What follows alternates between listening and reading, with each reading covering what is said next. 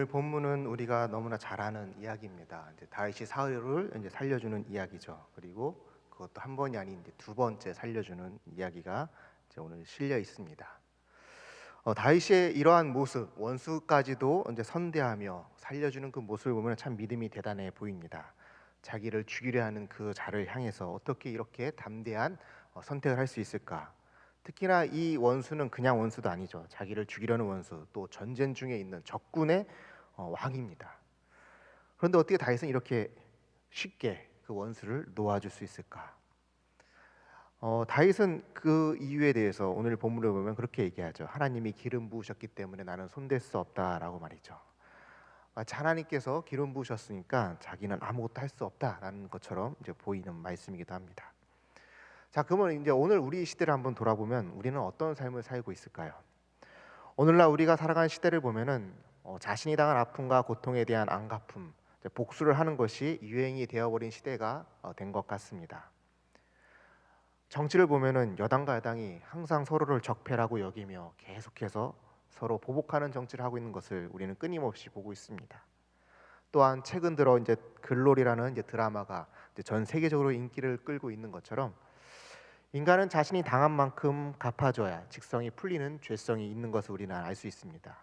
이것을 갚지 못하면 몸도 마음도 그 분함을 못 이겨 때때로 병이 들곤 합니다. 그렇다면 다윗은 어떻게 이렇게 복수하지 않고 어떻게 이렇게 쉽게 모든 것을 하나님께 맡기는 믿음을 보여줄 수 있었던 것일까요?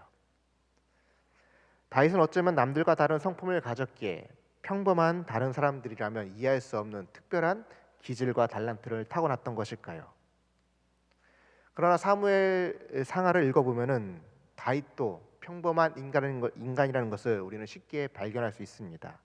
특별한 성품이나 달란트를 타고난 것이 아니라 누구보다도 가장 인간적인 것이 바로 다윗이라는 것을 볼 수 있죠. 여러분, 다윗이 언제 이 성경의 이야기에 특별히 이 이스라엘 역사 가운데 전면으로 등장하게 됐습니까? 아시다시피 바로 골리앗과의 싸움을 통해서 가장 먼저 등장하게 됩니다.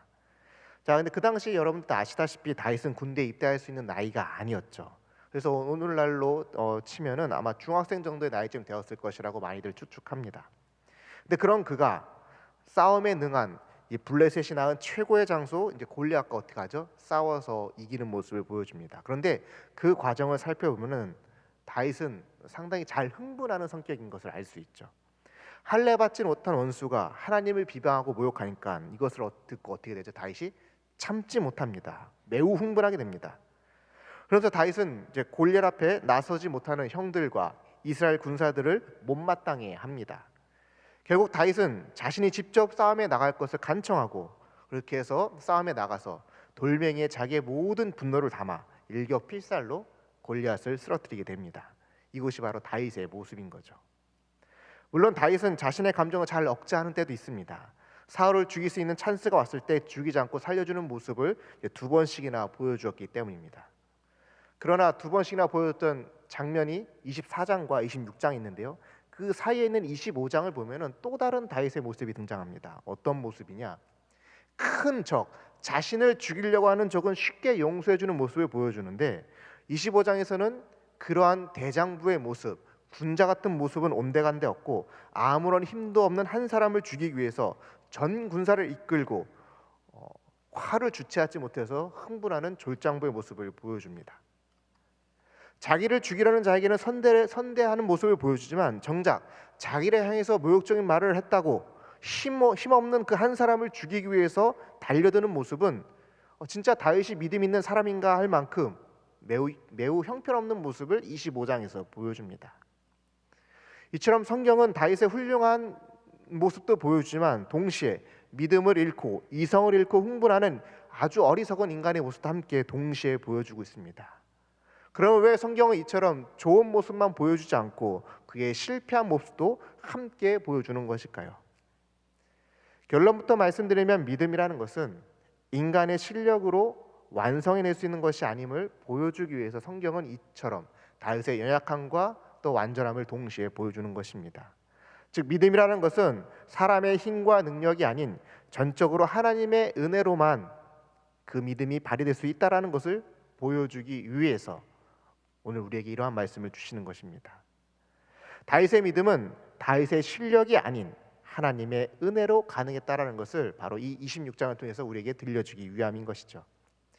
그래서 26장에 다윗이 사울을 살려준 이야기를 볼 때 그냥 단순하게 와 다윗의 믿음은 참 대단해라고 보면은 우리는 참 많은 것을 놓치게 됩니다.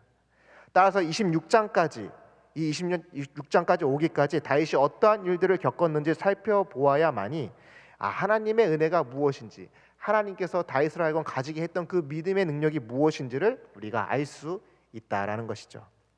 그래서 이제 26장까지 오는 내용들을 이제 간략하게, 특별히 25장을 중심으로 제가 좀 설명을 드리도록 하겠습니다. 이제 24장에서 다윗은 사울을 살려줌으로 영적인 어떤 큰 싸움에서 이긴 거죠. 자신이 원수를 직접 처단하지 않고 하나님께 모든 것을 내어 맡겼습니다. 그런데 바로 그때 어떤 일이 일어나느냐, 25장에 보면 사무엘이 죽었다라는 소식이 다윗에게 들려오게 됩니다. 사무엘은 다윗을 지지하는 그야말로 가장 큰 버팀목이었으며 방패와 같은 존재였는데 결국 나이가 들어서 이 사무엘은 죽게 됩니다. 그러니까 다윗에게 있어서 가장 큰 영적인 버팀목이었던 사무엘의 부재는 다윗에게 큰 시험으로 찾아오게 됩니다. 뿐만 아니라 이 25장에서 만나는 이 나발이라는 한 인물은 그 사람의 모욕적인 말 때문에 다윗은 화도 참지 못하고 이성을 잃고 직접 죽이기 위해서 군대를 이끌고 움직이는 모습을 보여주게 됩니다. 즉 25장에서 다윗이 얼마나 심리적으로 불안한 상태인지를 보여주는 것이죠. 영적으로 큰 은혜를 맛보고 큰 승리를 하였던 그가 25장에서 한순간에 나라로 떨어지는 그 인간의 연약함을 동시에 보여주었습니다. 바로 이때 모든 것을 잃어버린 것처럼 흥분해서 자신의 화를 주체하지 못하는 이때 누가 등장하느냐? 바로 죽이려 했던 그 나발의 아내 아비가일이 나타나서 중재하기 시작합니다. 그래서 다윗과 이 나발의 아내인 이 아비가일의 대화가 되게 중요한데요. 다 보진 않고 몇 구절만 직접 한번 살펴보도록 하겠습니다. 그래서 25장 26절 말씀을 보시면은 이렇게 돼 있습니다. 우리 한번 같이 읽어볼까요? 사무엘상 25장 26절 시작. 여호와께서 살아계심을 두고 맹세하노니 내 주도 살아계시거니와 내 주의 손으로 피를 흘려 친히 보복하시는 이를 여호와께서 막으셨으니 내 주의 원수들과 내 주를 해하려 하는 자들은 나발과 같이 되기를 원하나이다. 아멘. 여기 말씀을 보면 대단히 중요한 표현이 나옵니다. 어떤 표현이냐? 하나님께서 지금 다윗을 위해 어떤 일을 하는지를 여러분 보이십니까? 하나님께서 지금 다윗을 위해 행하시는 일, 그것은 바로 무엇이냐? 보복하는 것, 원수 갚는 것을 하나님이 지금 막고 있다라는 표현입니다. 누군가를 향해 화를 참지 못하고 자신의 심기를 불편하게 하는 일을 향해서 보복하는 일을 하지 못하도록 하나님께서 지금 막으시고 훈련시키시고 있는 것을 보여줍니다. 그만큼 다윗의 성정이 잘 흥분하고 보복하는 일에 있어서 참지 못하고 또 피 흘릴 수밖에 없는 그의 성향을 잘 아셨기 때문에 하나님께서 지금 막고 계신 것을 보여줍니다. 뿐만 아니라 다윗은 앞으로 왕이 될 사람입니다. 정적을 제거해야 되는 것이 왕의 역할이었기 때문에 하나님께서는 그것조차도 막으시기 위해서 이렇게 다윗의 그 심정 앞에 나타나 막으시는 것이죠. 그러나 이것은 비단 다윗의 이야기뿐만이 아닙니다. 이것은 더 나아가 바로 우리 인간의 그 죄성, 끊임없이 보복하며 살아가야 하는 이 땅의, 즉 세상의 방식을 막아서는 하나님의 모습인 것을 오늘 우리에게 들려주고 있는 것입니다. 앞서 말한 글로리라는 그러한 드라마의 이야기뿐만 아니라 우리도 사실 삶 속에서 다양한 복수를 하며 살아가고 있다는 것을 아마 여러분 스스로가 잘 아실 거라 생각됩니다. 실제적으로 물리적으로 어떤 심각한 피해를 입히는 것이 아닐지라도 우리는 다른 사람을 향해서 험담하거나 혹은 욕하거나 혹은 무시하거나 혹은 따돌리거나 혹은 내가 싫어하는 그 사람이, 내게 상처를 줬던 그 사람이 좀 잘 안 된다는 소식, 좀 실패했다는 소식을 들으면 우리는 은연중에 기뻐하는 모습, 그러한 복수하는 못된 습성이 우리 가운데 있다는 것입니다. 그리고 우리는 이 습성을 쉽게 떨쳐내지를 못합니다. 이러한 보복하는 습성이 있는 한 사회는 끊임없이 작은 갈등과 분열을 맞이할 뿐입니다. 공동체를 하나 되지 못하게 할 뿐만 아니라 흑색성전이 난무하는 안타까운 사회로 만들어버리게 되죠. 즉 이 땅에 살아가는 모두는 다른 이들을 보복하는 것을 당연하게 여기며 살고 있는 모습을 보여주고 있습니다.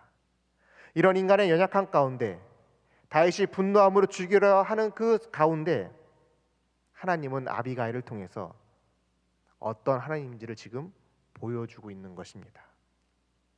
특별히 우리가 읽었던 25장 20절의 말씀을 보면은 매우 중요한 표현이 또 나오는데요. 그 내용들을 보면은 하나님께서는 지금 다윗에게 너가 이렇게 되기를 원한다라고 요청하시거나 부탁하시는 말투로 말씀하시지 않았습니다. 자세히 보시면은 이미 다윗의 보복이 멈추었다라고 선포하고 계십니다. 다시 자세히 보시면 이렇게 되어 있죠. 25장 20절 보시면은 내 주의 손으로 피를 흘려 친히 보복하시는 일을 여호와께서 막으셨으니. 문법 형식으로 따지면 과거 완료형입니다. 그러니까 이미 하나님께서 이 일을 막으셨다, 끝내셨다라고 선언하고 있습니다. 아비가일을 통해서 하나님께서 지금 다윗을 위해 행하시는 일이 무엇인지를 정확하게 보여주고 있는 것이죠.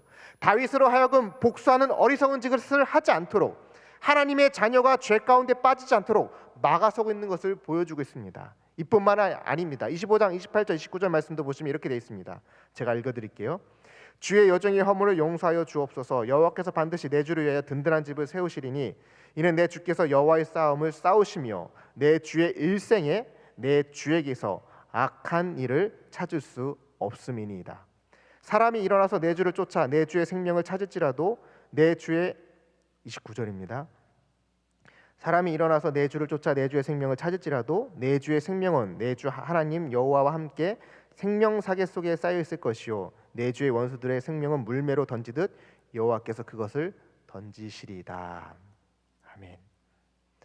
하나님은 이 아비가일을 통해서 다윗이 하나님에서 어떤 일이 없도록 지금 이끌어간다는 것을 말씀해주고 있습니까? 하나님 앞에서 악한 일이 없도록, 하나님 앞에서 다윗의 인생에 부끄러울 것이 없도록 하나님께서 지금 그렇게 돕고 있다라고 말씀해주고 있습니다.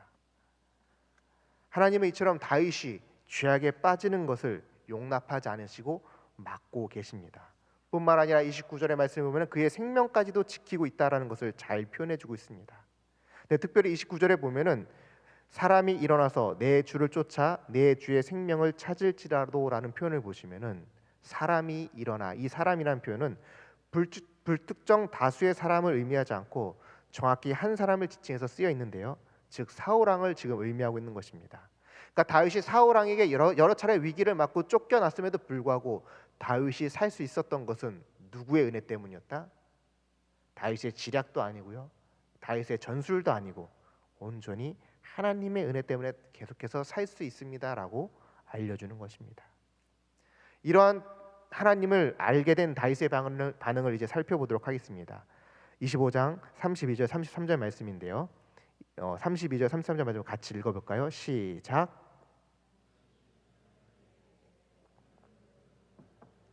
이스라엘의 하나님 여호와를 찬송할지로다. 또 내 지혜를 칭찬할지며 또 내게 복이 있을지로다. 오늘 내가 피를 흘린 것과 친히 복수하는 것을 네가 막았느니라. 아멘. 지금 다윗이 어떻게 합니까? 하나님을 찬양합니다.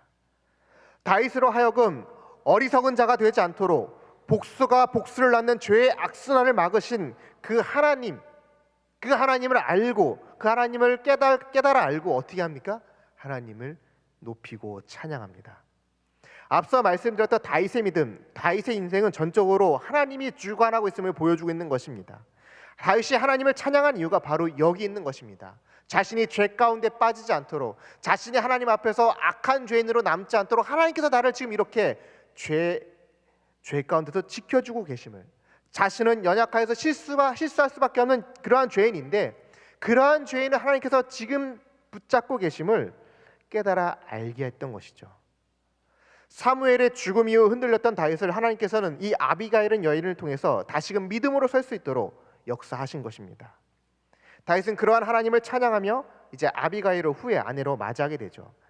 하나님의 뜻과 계획, 그리고 자신을 끝까지 선하고 의로운 길로 인도하신 하나님을 이제 알게 된 것입니다. 그러나 그렇다고 해서 다윗이 하나님을 다시 잘 믿게 되었다고 해서, 하나님이 어떤 분인지 알게 되었다고 해서 다윗이 처한 환경은 여전히 변하지 않았습니다.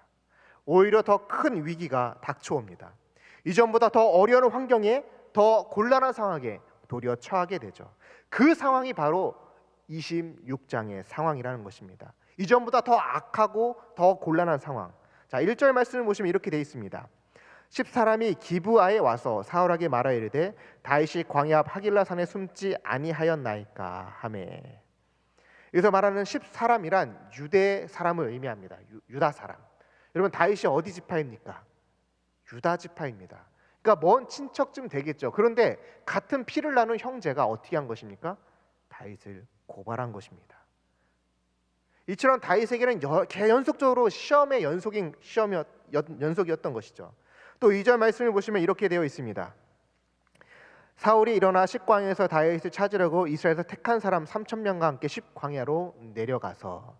그래서 말하는 3,000명은 정예 군사를 의미합니다. 특수훈련을 받은 군인들이죠. 이것은 이제 앞선 24장과 같은 이제 배경인 것을 말씀해주고 있는 것입니다. 즉 다윗은 동일한 시험 가운데 다시 한번 놓이게 된 것입니다. 그리고 5절 말씀을 보도록 할까요? 5절 말씀 같이 읽어보겠습니다. 시작. 다윗이 일어나 사울이 진친 곳에 이르러 사울과 내레 아들 군사령관 아브넬이 머무는 것을 본즉 사울이 진영 가운데 누웠고 백성은 둘러 진쳤더라. 굳이 사울과 병사들의 진을 설명해 주고 있죠. 다윗에게 있어서 이 진은 뚫을 수 없는 요새와 같은 형국이었습니다.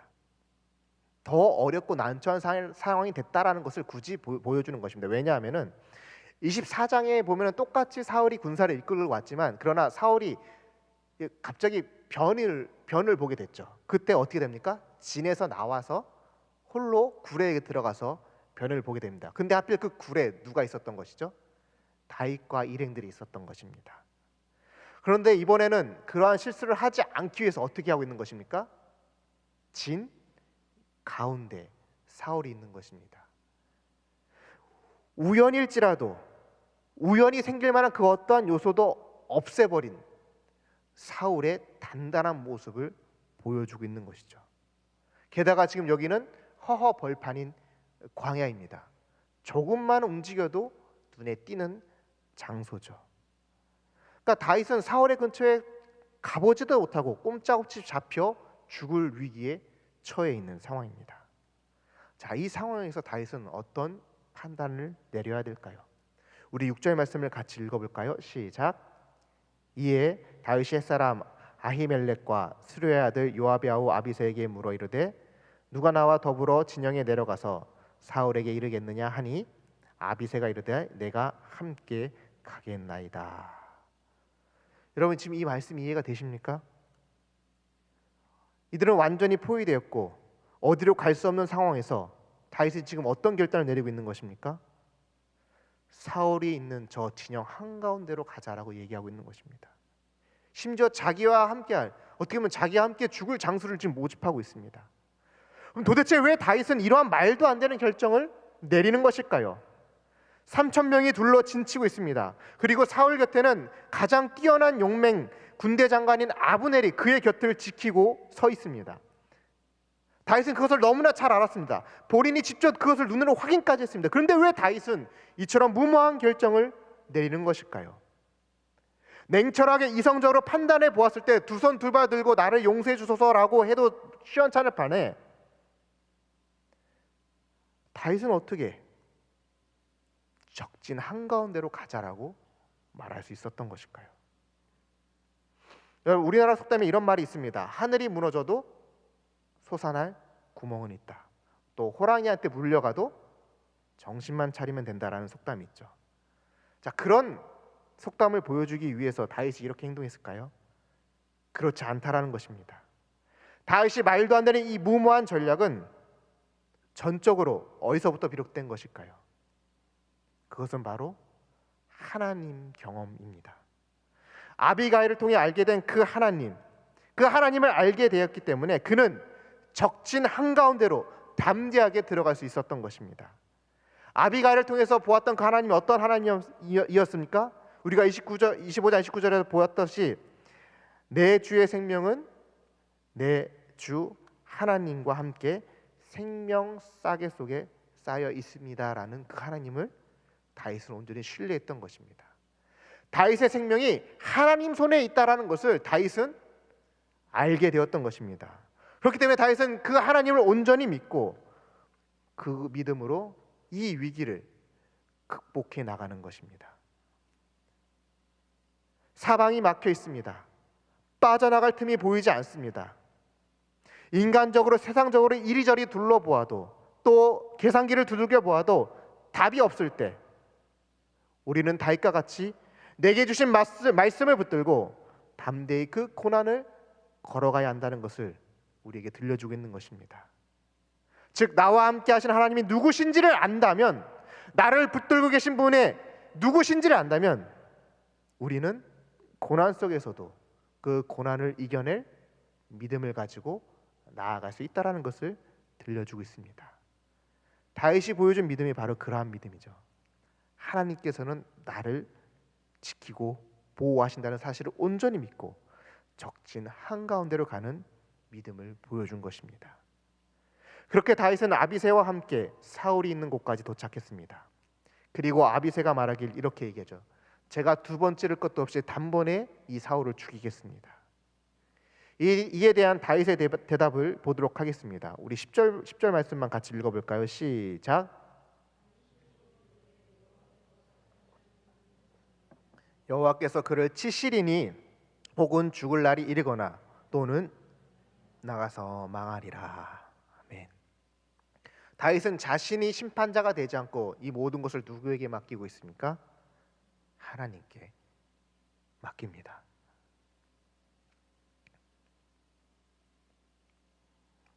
다윗은 하나님께서 원수를 친히 갚아주신다는 것을 확실하게 배웠고 그 배운 것을 지금 정확하게 믿음으로써 실천해내고 있는 것입니다. 그리고 이러한 다윗의 믿음을 증명이라도 해주듯 하나님께서는 모든 것을 주관하고 있음을 12절에서 밝혀줍니다. 우리 12절 말씀을 마지막으로 같이 읽어볼까요? 오늘 본문 12절 말씀을 같이 읽어보겠습니다. 시작. 다윗이 사울의 머리 곁에서 창과 물병을 가지고 떠나가되 아무도 보거나 눈치채지 깨어있는 사람도 없었으니 이는 여호와께서 그들을 깊이 잠들게 하셨으므로 그들이 다 잠들어 있었기 때문이었더라. 아멘. 하나님께서는 믿음의 자녀들이 믿음을 발휘할 수 있도록 이처럼 모든 것을 예비하시고 주관하시는 분입니다.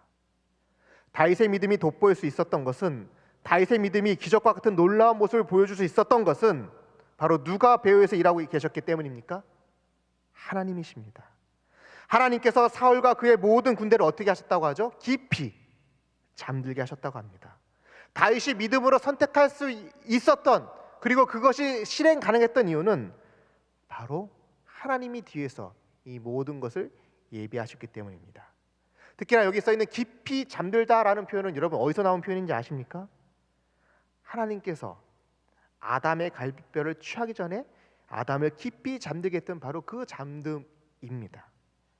즉 하나님께서 깨우시지 않으면 절대로 깨어날 수 없는 그 깊은 잠을 하나님께서 여기서 보여주고 있는 것이죠. 이처럼 하나님께서는 다윗으로 하여금 믿음으로 일어날 수 있도록, 믿음을 다시 회복할 수 있도록, 그리고 믿음을 통해 일하시는 하나님을 경험할 수 있도록 모든 것을 예비하시고 상 주시는 분임을 오늘 우리에게 들려주고 있는 것입니다. 그래서 혹자는 이 사무엘상 26장을 다윗의 믿음의 시험장이라고 부르기도 합니다. 다윗이 정말로 하나님을 온전히 신뢰하였는지, 다윗이 정말로 하나님을 믿고 있는지를 하나님께서 시험하신 내용이 바로 26장의 내용이라는 것입니다. 여러분, 이러한 믿음의 시험은 다윗에게만 일어난 일이 아닌 이미 성경의 여러 믿음의 선진들에게 일어났던 모습이기도 합니다.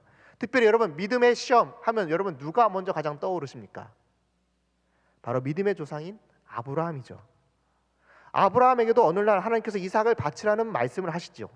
근데 아브라함이 이삭을 주저함 없이 모리아 산에서 드리려 했던 그 순종과 믿음, 그것이 어떻게 가능했을까요?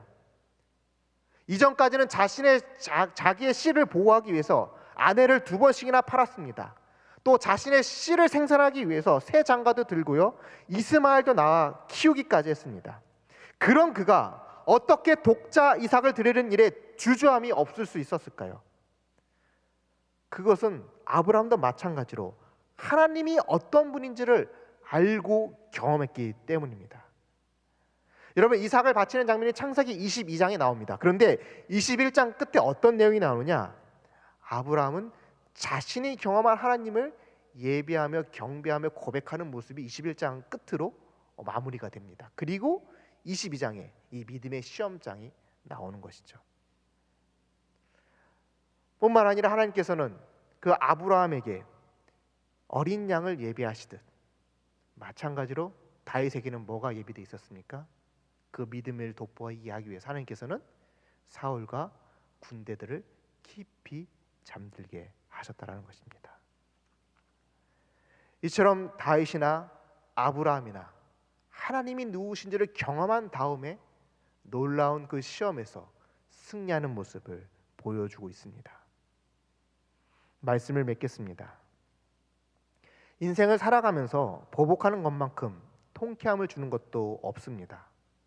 내 손으로 직접 이 일을 해내지 못하더라도 다른 누군가의 이야기를 통해서 우리는 대리만족을 많이 느끼기까지 합니다. 그것이 어떤 정치적인 상황이 됐든 혹은 역사적인 분쟁이 됐든 그것이 스포츠가 되든 드라마나 영화가 되든 말이죠. 그러나 이 보복의 악순환을 끊지 않으면 사회는 정의가 실현되기보다는 보복으로 인한 계속된 갈등과 분열, 전쟁과 테러는 이 세상이 끝날 때까지 끝나지 않을 것입니다. 그런데 하나님은 그 와중에서도 택한 백성을 향해서 그러한 세상의 방법이 아닌 하나님의 방법으로 살아갈 것을 우리에게 말씀하고 있다는 것입니다. 우리가 원수 갚아 피 흘리는 것을 원치 않으시는 그 하나님의 성품 말이죠. 뿐만 아니라 하나님은 하나님의 백성이 손에 피를 묻혀 씻을 수 없는 그 죄 가운데 또 다른 상처와 아픔의 그 악순환 가운데 빠지는 것을 더더욱 원치 않으신다는 것입니다. 다윗은 바로 그러한 자신을 위해 복수의 눈물로 이성을 잃었던 자신을 위해 막아서시는 하나님, 뿐만 아니라 자신의 생명을 지키시는 하나님, 자신의 믿음 위에 모든 것을 예배하신 그 하나님을 다시 한번 만남으로 말미암아 놀라운 믿음의 시험을 이겨나가게 됩니다. 사랑하는 대구저희교회 성도 여러분, 하나님은 우리가 보복하는 것을 원치 않으십니다.